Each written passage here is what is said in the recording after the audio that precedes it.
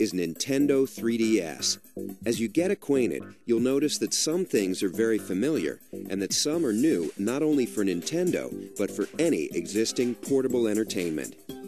Here in America, Nintendo 3DS will be available at launch in two colors, Aqua Blue and Cosmo Black. The most obvious elements are the two screens, very similar in positioning to the DSi, with the touchscreen on the bottom and the 3D display on top. The touchscreen operates the same way it does for the current DS line, but Nintendo 3DS features a telescoping stylus. That top screen is about 10% larger than the one on your DSi, and even in 2D mode, it displays visuals like no portable before. Picture quality you could only enjoy on a home console until recently now travels with you wherever you go. But 3D, of course, takes it to an entirely new level. When those 3D images first appear, it's unique, and the impression doesn't go away. With Nintendo 3DS, there's backwards compatibility. The game card slot on the back will accept not only your Nintendo 3DS games, but also your Nintendo DS games, including DSi download game compatibility. And there's also an SD memory card slot.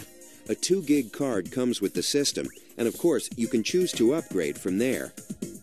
The basic controls will be familiar: A, B, X, and Y on the right, as well as the left and right buttons. On the opposing side, you'll also recognize the plus control pad.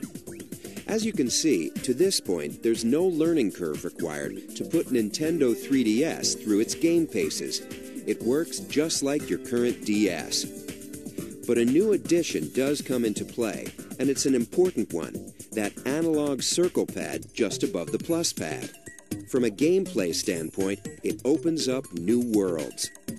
It can be employed by designers for precise movement of characters, or the camera, or other innovations. Meanwhile, inside, two other elements are at work.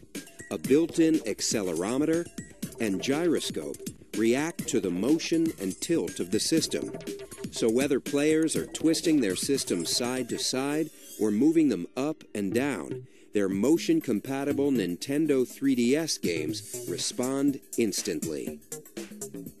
The system is packaged with its own charging cradle, allowing the Nintendo 3DS to remain in sleep mode indefinitely.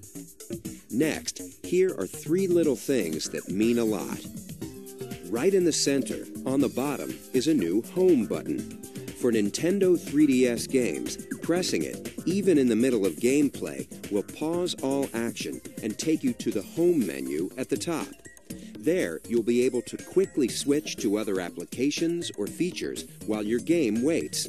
You can just as easily switch back without losing a thing. On the upper right of the hardware, there's a notification light that signals new levels of automatic connectivity. It illuminates in 4 different ways to let you know what's been communicated. Street Pass is our name for enhanced automatic local area connection between Nintendo 3DS devices, even when they're in sleep mode.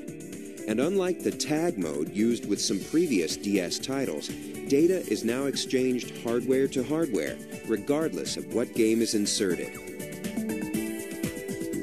Let me finish with the features that truly flip the page.